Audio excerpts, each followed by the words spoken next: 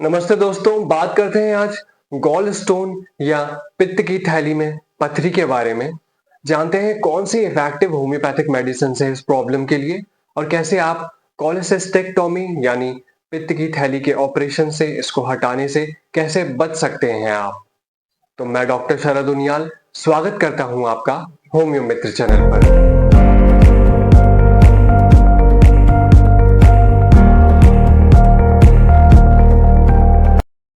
तो इस वीडियो में हम सबसे पहले बात करेंगे गॉल स्टोन क्या होता है, गॉल ब्लैडर की नॉर्मल फंक्शनिंग क्या है उसके बारे में। फिर हम देखेंगे कॉजेस, कारण क्या होते हैं गॉल स्टोन बनने के। उसके बाद जानेंगे साइंस एंड सिम्टम्स, लक्षण क्या होते हैं गॉल स्टोन के। रिस्क फैक्टर्स, मतलब जिन कारणों से चांसेस बढ़ जाते हैं गॉल स्टोन होने के। और उसके बाद देखेंगे कुछ डाइटरी चेंजेस, डाइट में क्या क्या चेंजेस किए जाने चाहिए अगर गॉल स्टोन से कोई सफर कर रहा है तो।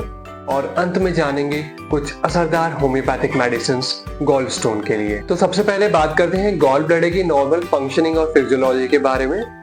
तो गॉल ब्लैडर का प्राइमरी फंक्शन होता है बाइल, जो कि लिवर सेल्स प्रोड्यूस कर रहे हैं उसको स्टोर करना और कंसंट्रेट करना। कंसंट्रेट करना मतलब ऑप्टिमम अमाउंट में वाटर कंटेंट गिरा देना उस जूस में, और स्टोर करके रखना इसलिए ताकि जब उसकी रिक्वायरमेंट हो तब हाई अमाउंट में बाइल जूसेस सिक्रीट हो सकें जीआईटी में, मतलब स्मॉल इंटेस्टाइन में। तो ऐसा होता कैसे है, तो जब भी कुछ फैटी फूड हम लेते हैं या फिर तला भुना चिकना खाते हैं हम, तो वो जब स्मॉल इंटेस्टाइन या छोटी आंत में पहुंचता है तो वहां से केमिकल सिक्रेट होता है, उसका नाम है कोलेसिस्टोकाइनिन सीसीके।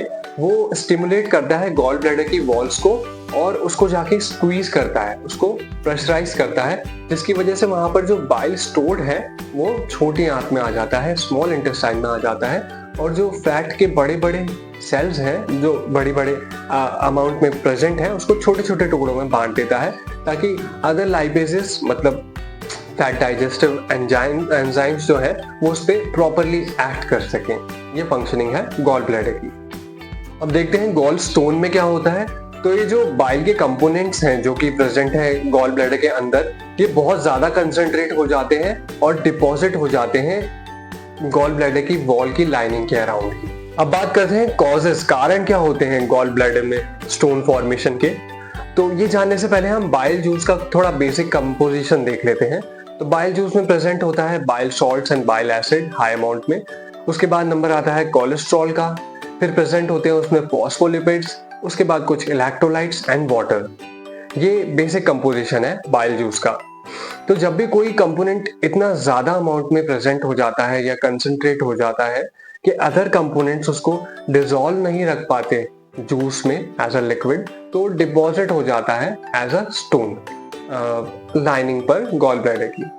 सबसे ज्यादा कॉमन जो गॉल स्टोन बनते हैं वो कोलेस्ट्रॉल के होते हैं, और उसके बाद नंबर आता है बाइल सॉल्ट से बनने वाले स्टोन्स का। तो कोलेस्ट्रॉल स्टोन्स क्यों बनते हैं, तो सुपर सैचुरेशन हो जाता है कोलेस्ट्रॉल का, मतलब वही कि कोलेस्ट्रॉल इतना ज्यादा अमाउंट में प्रेजेंट है कि बाइल सॉल्ट्स एंड एसिड उसको डिसॉल्व नहीं रख पा रहे हैं बाइल जूस के अंदर।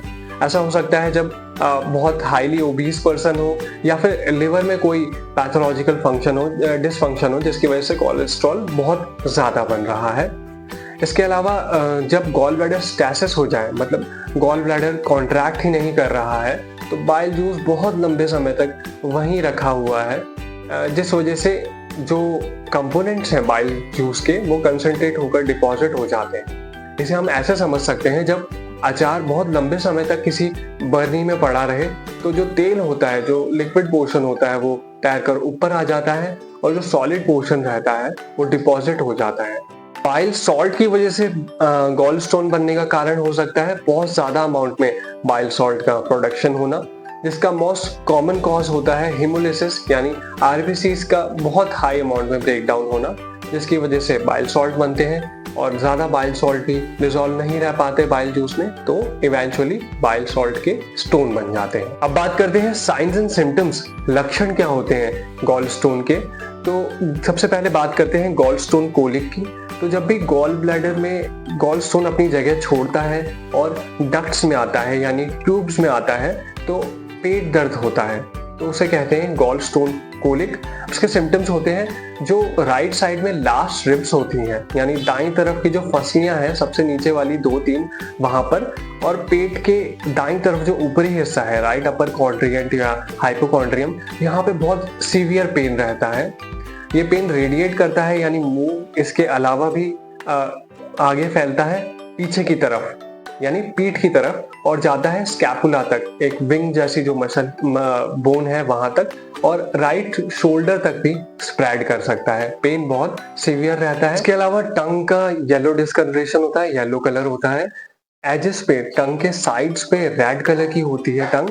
और इसके अलावा जो दांत के इम्प्रिंट है, क्योंकि टंग थोड़ी फूली सी हो जाती है इसलिए दांत के इम्प्रिंट रहते हैं ज़बान पर। इसके अलावा अदर सिम्टम्स रहते हैं नोजिया यानी जी मिचलाना, वॉमिटिंग, उल्टी आ जाना, और बहुत स्वेटिंग रह सकती है पेशेंट को इस पेन के साथ। यूजुअली गॉल स्टोन एसिम्प्टोमेटिक रहते हैं, यानी कोई सिम्टम्स प्रेजेंट नहीं होते इनके, और एक्सीडेंटली किसी और कारण से जब यूएसजी या सोनोग्राफी कराई जाती है तो गॉल स्टोन डायग्नोस हो जाते हैं, दिखाई देते हैं रिपोर्ट्स में। यूजुअली जो इसके सिम्टम्स आते हैं वो होते हैं पेट में भारीपन रहना, पेट में तनाव लगना, भूख कम लगना, मुंह में कड़वा पानी आना, गैस बनना, बहुत डकारे आना, खाने का थोड़ा ऊपर की तरफ आ जाना।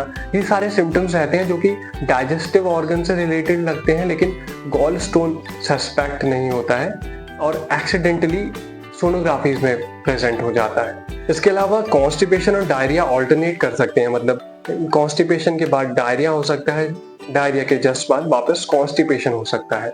इसका कारण ये रहता है कि जब बाइल सॉल्ट्स कम होते हैं तो खाना पचने में बहुत समय लग जाता है और स्टूल यानी मल बहुत ड्राई हो जाता है, उसमें से वाटर एब्जॉर्ब हो जाता है, जिसकी वजह से हो जाता है कॉन्स्टिपेशन।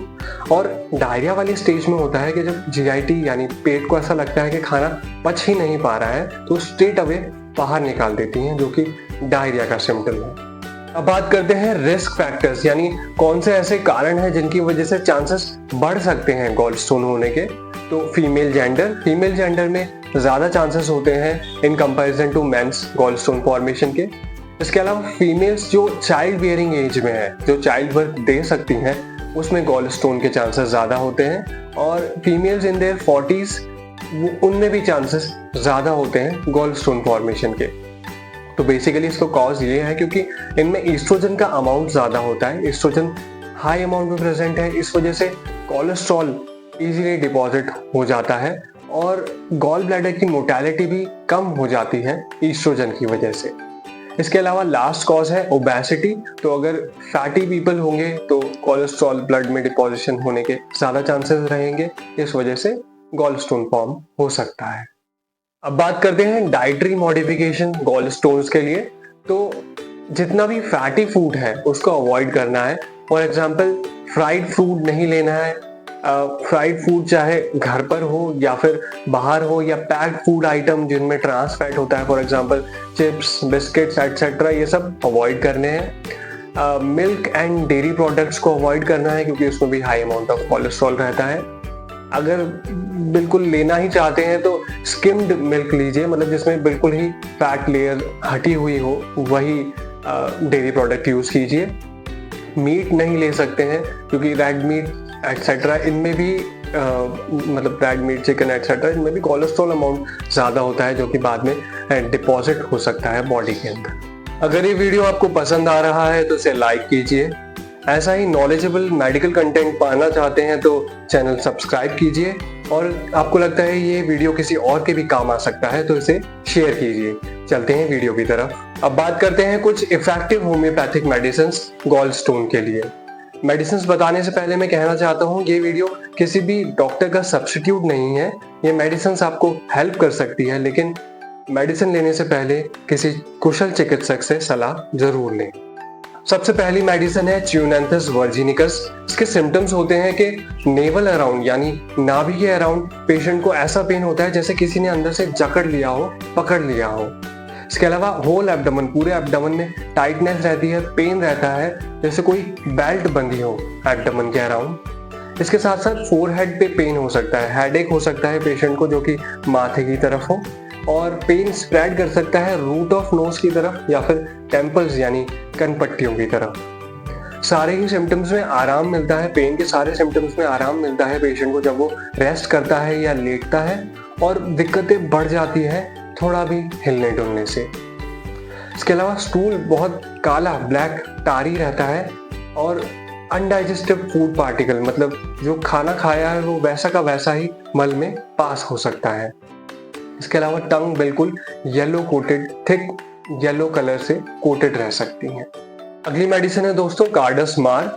इसमें पेशेंट को पेन रहता है राइट हाइपोकॉन्ड्रियम रीजन में, लेकिन इसके साथ साथ लेफ्ट हाइपोकॉन्ड्रियक रीजन भी बहुत सेंसिटिव होता है। यहाँ पर पेशेंट थोड़ा भी टच बर्दाश्त नहीं कर पाता है। इसके अलावा पेशेंट को बहुत सीवियर कॉन्स्टिपेशन रहता है, स्टूल बहुत ही हार्ड आता है, छोटी छोटी गांठों में निकलता है जो कि आपस में जुड़ी रहती है।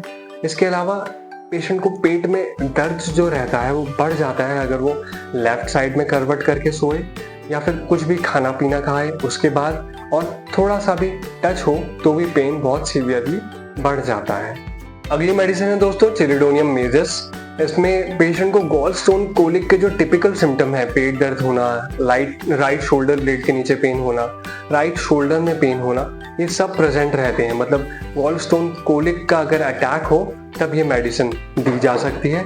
इसके अलावा कॉन्स्टिपेशन बहुत सीवियर रहता है पेशेंट में, शीप डंग जैसे मतलब जैसे बकरी की मींगनी होती है वैसा स्टूल निकलता है पेशेंट का, ब्लैक छोटी छोटी बॉल्स के रूप में। इसके अलावा पेशेंट को बहुत ज़्यादा इच्छा रहती है, डिज़ायर रहती है गर्म चीज़ें, गर्म ड्रिंक्स पीने की।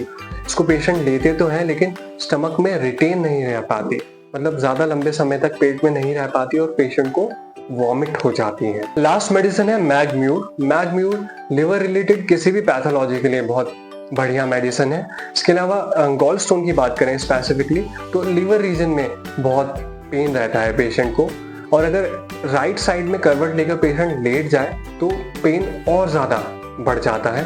इसके अलावा पेशेंट को ब्लोटिंग रहती है, बहुत कम भूख रहती है, टंग पर येलो डिस्कलरेशन रहता है और पेशेंट को ऐसा फील होता है जैसे जबान जल गई हो, जैसे टेस्ट बहुत कम आना, बर्निंग बने रहना टंग पर, ये फील होता है पेशेंट को। कॉन्स्टिपेशन बहुत सीवियर रहता है पेशेंट को, और लास्टली जो एक कैरेक्टरिस्टिक सिम्टम है वो ये है कि मैगम्यूर में मसल्स बहुत वीक हो जाती हैं।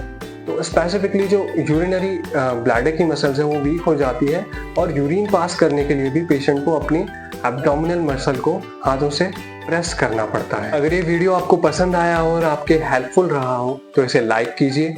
आपको लगता है किसी और के काम आ सकता है तो इसे शेयर कीजिए, और ऐसा ही medical related knowledgeable content consume करना चाहते हैं तो चैनल सब्सक्राइब कीजिए। मिलते हैं अगली वीडियो में। धन्यवाद।